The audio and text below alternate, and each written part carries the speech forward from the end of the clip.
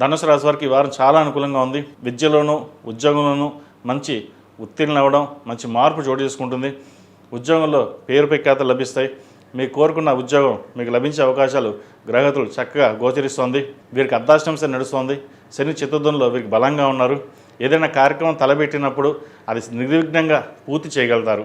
Administration రంగంలో ఉన్న వారికి, చార్టెడ్ అకౌంట్స్ రంగంలో ఉన్న వారికి, ప్రభుత్వ రంగాల్లో ఉన్న వారికి కాలం అనుకూలంగా ఉంది. చిన్న చిన్న డిస్టర్బెన్సెస్ ఏమైనా వచ్చినా సరే అవి పక్కన పెట్టి మనం ముందుకు వెళ్ళాలి అన్న భావంతో ఉంటారు. మీ నీతి నిజాయితీలే మిమ్మల్ని రక్షిస్తుంది. ఏదైనా సరే కాలం అనుకూలంగా ఉన్నప్పుడు కాలం తగ్గట్టుగా మనం ముందుకు వెళ్ళడం చెప్పదగినది. 10 మంది 10 రకాలుగా అనుకుంటారు.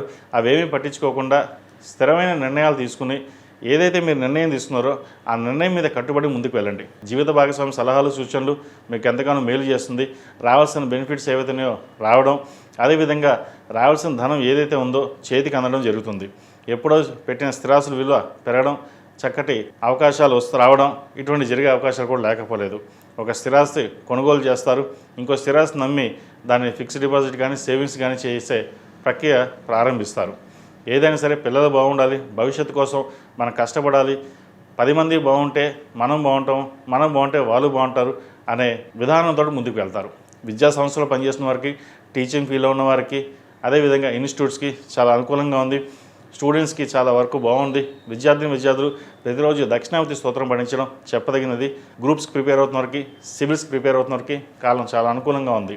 ఈ రాష్ట్రంలో నిర్మించిన స్త్రీలకు వృత్తి ఉద్యోగాల పరంగా చాలా వరకు బెనిఫిట్స్ పొందే అవకాశం గోచరిస్తుంది. చిన్న చిన్న డిస్టర్బెన్సెస్ ఉంటాయి, అవన్నీ పక్కన పెట్టండి. ఎవరో ఏదో అన్నారని చెప్పేసి మనసు ఇబ్బంది పడడం లేదా ఉద్యోగం తీసే ప్రయత్నాలు ఇటువంటి జరుగుతుంటాయి. అది ఎవరు మన వాళ్ళో ఎవరు పరాయి వాళ్ళో అది గ్రహించి మెలగాలి.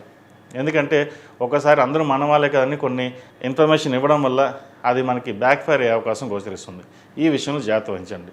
ఈ రాశి వాళ్ళు ప్రతిరోజు ప్రతినిత్యం దక్షిణామూర్తి స్తోత్రాన్ని, అదేవిధంగా అర్ధాష్టమ శని నడుస్తుంది కాబట్టి దుర్గా స్తోత్రాన్ని పఠించడం చెప్పదగిన సూచన. అదేవిధంగా అఘోర పాశుపత హోమం చేయించుకోండి, మరిన్ని మంచి ఫలితాలు సంప్రాప్తిస్తాయి. ఈ రాశిలో జన్మించిన వారికి కలిసి వచ్చే సంఖ్య 1, కలిసి వచ్చే రంగు తెలుపు. ఏదైనా పని మీద బయటకు వెళ్ళినప్పుడు గురువారం కానీ శుక్రవారానికి వెళ్ళండి, మంచి ఫలితాలు సంప్రాప్తిస్తాయి.